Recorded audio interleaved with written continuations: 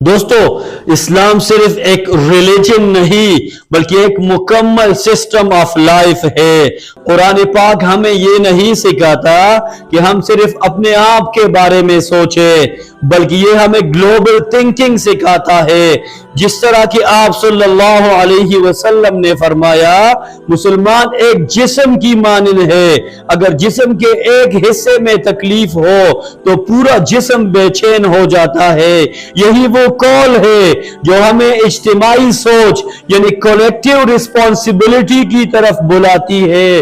اسلامی تعلیمات میں ایک مسلمان کی سوچ سیلف سینٹرڈ نہیں ہوتی۔ ہمارا دین ہمیں صرف اپنے فائدے کے لیے نہیں بلکہ پوری انسانیت کے لیے ایک وسیع ویژن رکھنے کا حکم دیتا ہے۔ ایک سچا مسلمان وہ ہے جو اپنے دل میں امت کے ہر فرد کے لیے درد رکھتا ہو۔ مسلمان چاہے جہاں کہیں بھی ہو، اگر وہ تکلیف میں ہے، اگر وہ درد میں ہے تو ہمیں بھی وہ درد محسوس ہونا چاہیے۔ یہی گلوبل امپیکٹ کا احساس ہمیں ایک امت کی حیثیت سے زندہ رکھتا ہے۔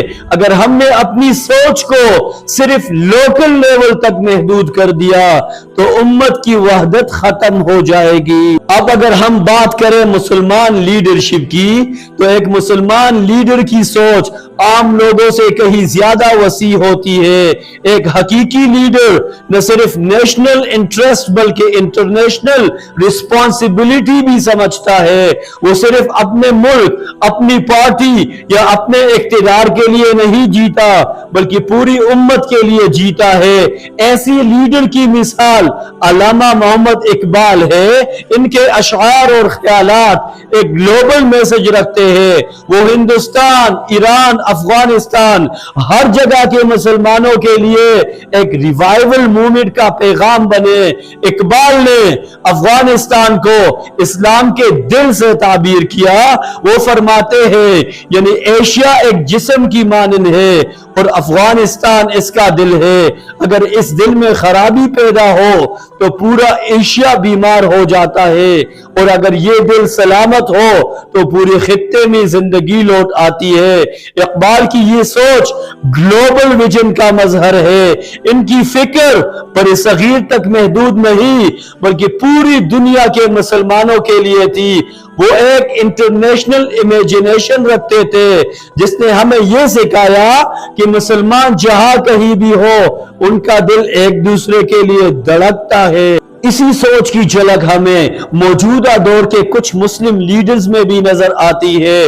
مثال کے طور پر عمران خان، جنہوں نے ہمیشہ انٹرنیشنل فورمز پر امت مسلمہ کے مسائل اجاگر کیے، چاہے اسلاموفوبیا کی بات ہو یا مظلوم فلسطینیوں کی، انہوں نے ایک براڈ ویژن پیش کی۔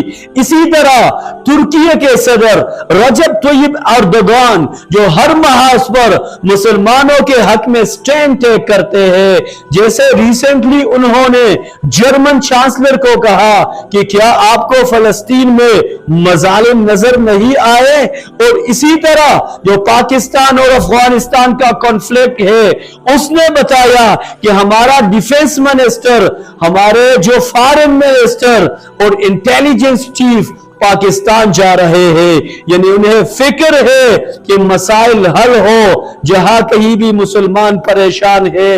یہ ہمیں بتاتے ہیں کہ ایک مسلم لیڈر صرف اپنے ملک تک محدود نہیں بلکہ امت مسلمہ کی بھلائی تک وہ ہر جگہ سوچتے ہیں۔ بدقسمتی سے آج زیادہ تر مسلم حکمرانوں کی سوچ پرسنل انٹرسٹ تک محدود ہو چکی ہے۔ وہ اپنے اقتدار، دولت اور طاقت کے لیے دن رات دوڑتے ہیں، جو ہمیں 27ویں ترمیم میں نظر آئے کہ زرداری کو استثناء دے دو۔ ایک مسلمان کی سوچ باؤنڈری سے آزاد ہوتی ہے۔ وہ زمین کے کسی بھی کونے میں رہنے والے مسلمان کو اپنا بھائی سمجھتا ہے۔ اگر ہم واقعی امت مسلمہ کو دوبارہ عروج پر دیکھنا چاہتے ہیں تو ہمیں کلوز مائنڈڈ رویے کو ختم کرنا ہوگا اور اپنی سوچ کو انکلیسو ویژن میں بدلنا ہوگا.